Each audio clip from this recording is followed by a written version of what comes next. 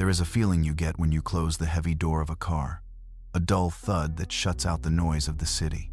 The air conditioning hums. The glass separates you from the chaos outside. For over a century, the automobile has been the ultimate symbol of American freedom. It was the one place where you could scream at the top of your lungs, cry without being judged, or share an intimate whisper with a lover. It was a private metal cocoon, a sanctuary where the rest of the world couldn't reach you. But that sanctuary is a lie. The silence inside your cabin is deceptive. While you grip the steering wheel, believing you are alone, an invisible network is waking up. Sensors hidden in the upholstery are weighing your body. Microphones embedded in the dashboard are waiting for a sound. Cameras, monitored by artificial intelligence, are tracking the movement of your eyes. You are not the captain of this ship anymore. You are a specimen in a glass jar. A groundbreaking and terrifying investigation has recently shattered the illusion of privacy in the automotive industry. It revealed that the machine parked in your driveway knows more about you than your doctor, your lawyer, or your spouse. It knows where you go to church. It knows when you visit a cancer clinic. It tracks your genetic information. And in a revelation that sounds like dystopian fiction, some manufacturers have even reserved the legal right to collect data on your sexual activity. We have sleptwalked into a surveillance nightmare.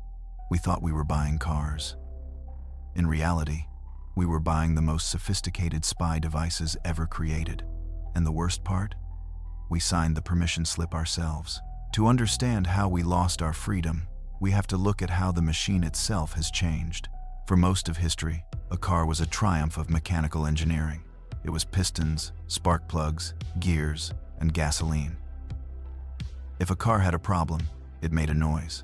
If you wanted to go somewhere, you turned the wheel. The relationship was simple: master and machine. The car had no memory. It had no consciousness. When you turned off the engine, the car ceased to exist as an active entity. But about 15 years ago, the industry reached a saturation point.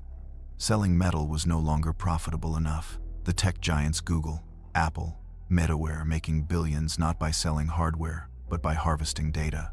The car manufacturers looked at their smartphones with envy. They realized they were sitting on a gold mine.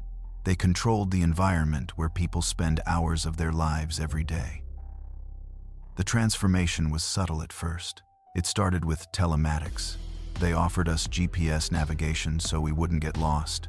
Then came Safety Connect, to call an ambulance if we crashed. Then infotainment systems that synced with our phones. We applauded these features. We called it progress. We called it the smart car. But beneath the chassis, the car was being lobotomized and replaced with a computer. The modern vehicle has dozens of electronic control units, or ECUs. These are the brains controlling everything from your brakes to your windows. In the past, these systems were isolated. Today, they are all connected to a central nervous system that is permanently online. Through 4G and 5G connections built directly into the car connections, you often cannot turn off the vehicle began to talk, not to you, but to its creators. The business model shifted. The car was no longer the product. The data generated by the driver became the new oil. They began tracking the obvious things first: speed, location, mileage. But the hunger for data is insatiable. Soon, they needed more. They needed to know who you were, not just how you drove. They integrated biometric scanners, facial recognition to adjust seat settings, voice assistants to help with navigation, weight sensors in the seats to optimize airbags. Every single one of these sensors became a data point. The industry built a dragnet so wide and so invisible that by the time we realized what was happening, the trap had already snapped shut. The depth of this betrayal remained buried in legal documents that no human being could possibly read, let alone understand. That was until the Mozilla Foundation, a nonprofit organization dedicated to internet health, decided to launch a forensic audit of the automotive industry. Their project, Privacy Not Included, is famous for reviewing smart gadgets, but when they turned their eyes to cars, even their hardened researchers were shocked. They reviewed 25 of the world's biggest car brands, Ford, Toyota, BMW, Subaru, Tesla, Nissan, Kia, the titans of the road. The result was a bloodbath. Every single one of the 25 brands failed the test. Not a single car manufacturer met the minimum standards for privacy. In fact, Mozilla declared cars to be the worst product category they had ever reviewed.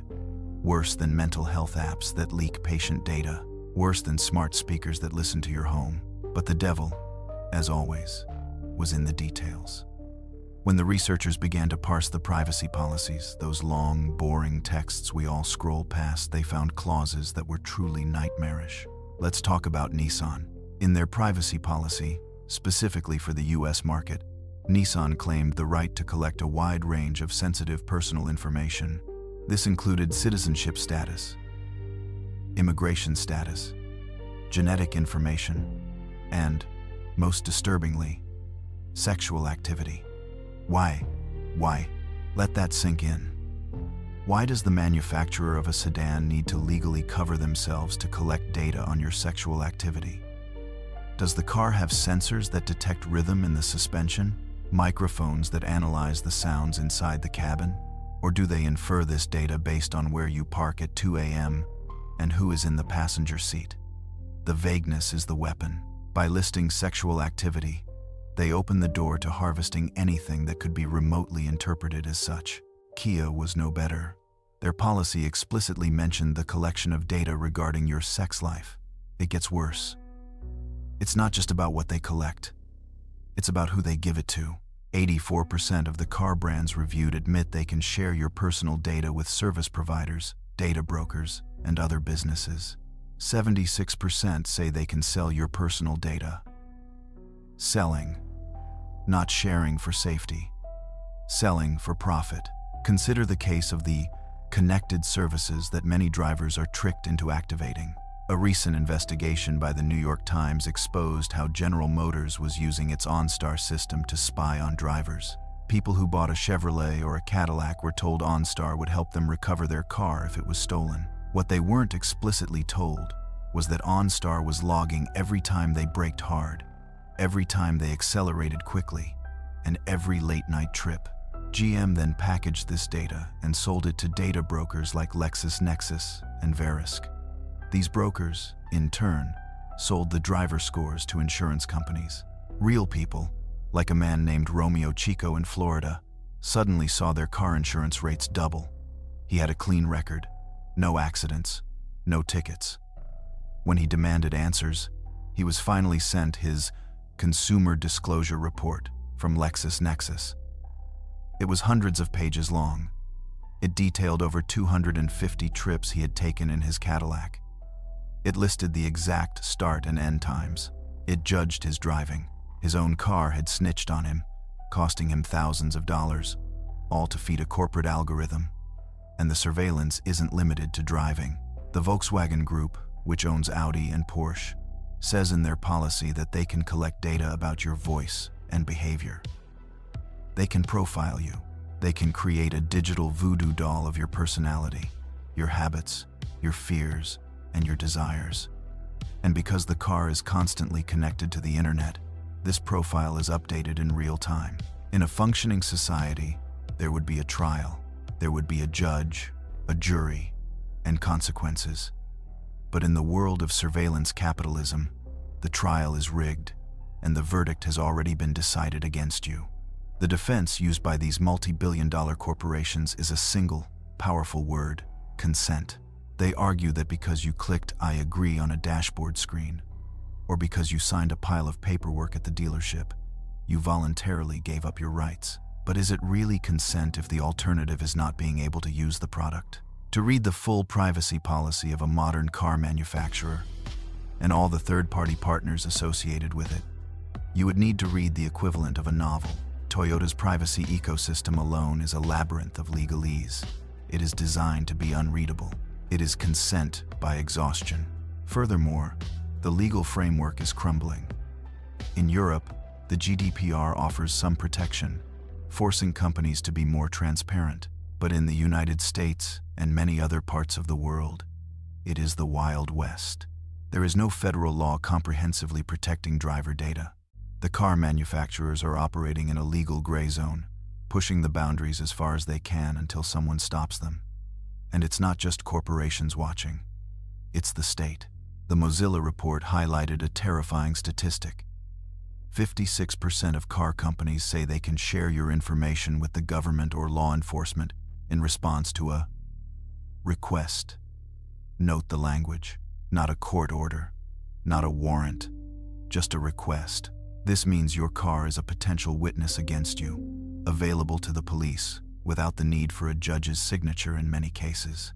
If you attend a political protest, your car knows. If you visit a reproductive health clinic in a state where such things are criminalized, your car knows.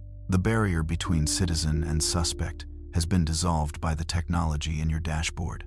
Security is another casualty.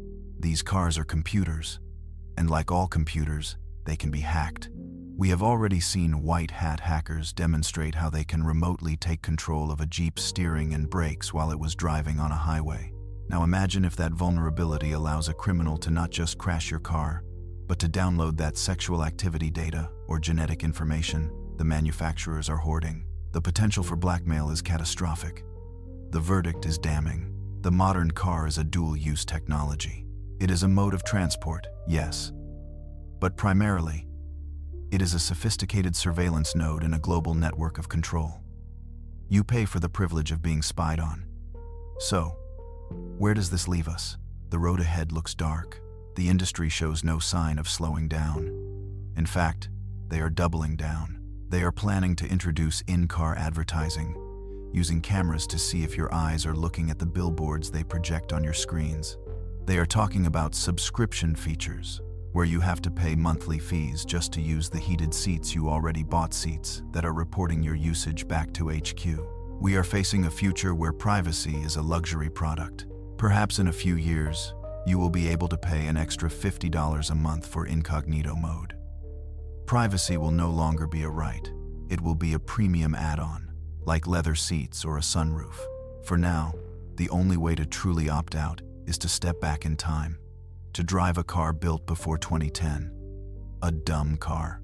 A car that doesn't know your name, doesn't care where you go, and doesn't have a 4G modem hidden in the dashboard.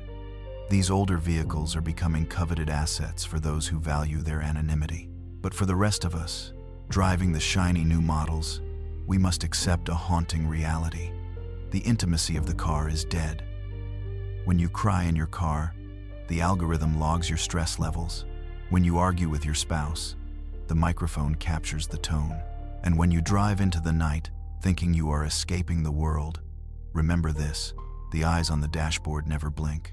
The memory banks never sleep. You are never, ever truly alone.